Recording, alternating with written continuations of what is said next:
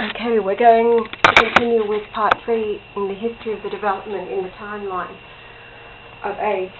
Progress Report 8, we've just talked about that with Dr. Thomas Merrigan being the consultant to the Special Virus Program. That same report proves that Dr. Robert Gallo was secretly working on the development of AIDS with full support of the sector of the US government that seeks to kill its citizens. Dr. Gallo cannot explain why he excluded his role as a project officer for the Special Virus Program from his biographical book. Dr. Gallo's early work and discoveries will finally be viewed in relation to the flowchart. We now know where every experiment fits into the flowchart.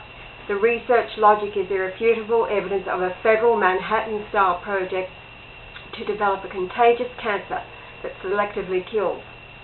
Dr. Gallo's 1971 paper is identical to his 1984 AIDS announcement.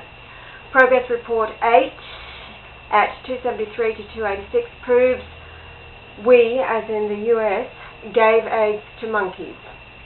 Since 1962, the United States and Dr. Robert Gallo have been inoculating monkeys and re-releasing them back into the wild.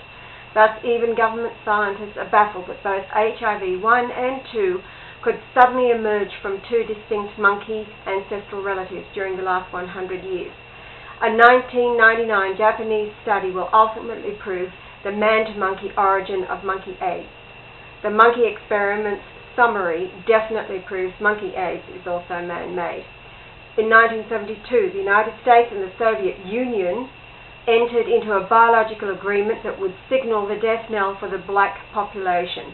The 1972 Agreement for Collaboration and Cooperation in the Development of Offensive Biological Agents is still US policy. In 1973, we find that world scientist Garth Nicholson reports on his project, Role of the Cell Surface in Escape from Immunological Surveillance. His report is accompanied by 7 published papers. Dr. Nicholson worked in conjunction with the Special Virus Program from 1972 until 1978. Dr. Nicholson is considered by some to be Dr. Gallo's West Coast counterpart. It is strongly held that because of Dr. Nicholson, Dr. Robert Gallo and Dr. Luc Montagnier would secretly meet in Southern California to coordinate what they would and would not say about the Special Virus Development Program. In 1974, Führer Henry Kissinger releases his NSSM-200 brackets, that's the US plan to address overpopulation. It is the only issue of discussion at the World Population Conference in Bucharest, Romania. The men in the shadows had won. The whole world agrees to secretly cull Africa's population. Today it is Africa and other undesirables. Tomorrow it may be you. We absolutely know because this was written back in about 2001. Today it is you and it is I, through their planned pandemic, through the suspect avian flu, aka a remake of the 1918 Spanish flu virus. It's exactly the same agenda. Okay. In 1975, President Gerald Ford signs the National Security Defense Moratorium number 314. The United States implements the Kissinger NSM-200. In 1976, the United States issues Progress Report number 13 of the Special Virus Program. The report proves the United States had various international agreements with the Russians, Germans, British, French, Canadians, and the Japanese. The plot to kill black people has wide international support. In March, the Special Virus began production of the AIDS virus. By June 1977, the program will have produced 15,000 gallons of AIDS. President Jimmy Carter allowed for the continuation of the secret plan to cull the black population.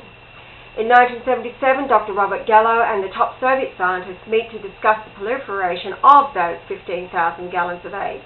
They attach AIDS as complement to the smallpox vaccine for Africa and the experimental hepatitis B vaccine for Manhattan. According to authors June Goodfeld and Alan Cantwell, it is batch numbered 751 that was administered in New York to thousands of innocent people.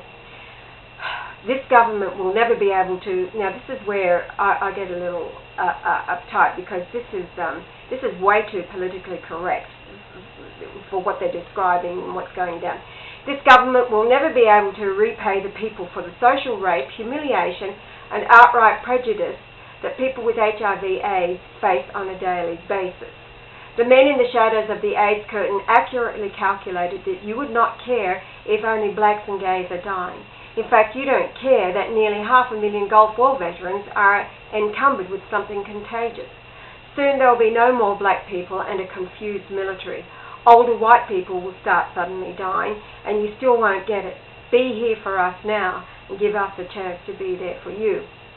Suddenly, just as President Nixon had predicted, there was explosive death. On November 4, 1999, the US White House announced, within a period as short as 5 years, all new infections of HIV in the United States will be African American. At some point, our experts must be allowed to begin the interface process of allowing the history of this virus program to count. It is ludicrous and preposterous to fail to review the US virus program in which to elucidate the etiology of AIDS. More of the history of the secret virus program can be found in the archives of Dr. John B. Maloney. A review of the files under Dr. Maloney's name would further pinpoint additional dates and records consistent with one of the greatest hunts, capture, and proliferation of disease in the history of the human race. We have found the missing link. It is the guts of the research logic of a federal program that seeks to kill. We have found a curtain of AIDS. We can identify some of the people who work in the shadows of the curtain. Dr. Robert Gallo and Dr. Garth Nicholson must lead us in review. In light of the attack mechanisms available in which to inhibit AIDS, it is time that not another person be stricken with this relic synthetic mycoplasma chimera. That's where I get a little ticked off too. That is way too politically correct. These people do not care. They are monsters. They are devils in the flesh, operating and bowing down to their own puppet masters. They couldn't care less who gets what. They're not interested in providing any more information than they are allowed to at given points in time. It has been suggested that even black people have been hired and on the payroll in their own agenda to come against black people with information that they feed the ones on the payroll. And I'm suspecting quite a bit going on.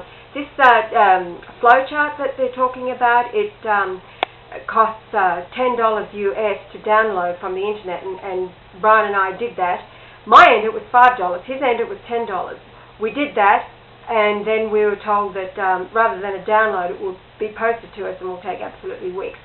Also, somewhere on Dr. Graves' site, he says that 4 million people now have that flowchart in their hands, which means that $40 million has probably been raised to fund what? For a man to announce that the courts must take note of these missing links that they have provided. Give me a break. Anyway, help those of us who are still here to realise full and contributory lives. We are all one people. Now, this is where... On September 29, 1998, I filed suit against the United States for the creation, production and proliferation of AIDS. On November 7, 2000, the appeals court agreed with the lower court and held AIDS bias and engineering as frivolous.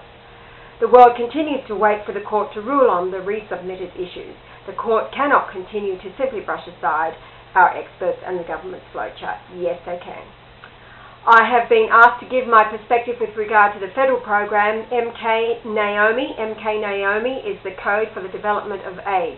The MK portion stands for the two co-authors of the AIDS virus, Robert Maneker and Paul Coton. The Naomi portion stands for Negroes are only momentary individuals. The US government continues to orchestrate silence from the very top echelons of the Congress and military. At present, there is no accountability.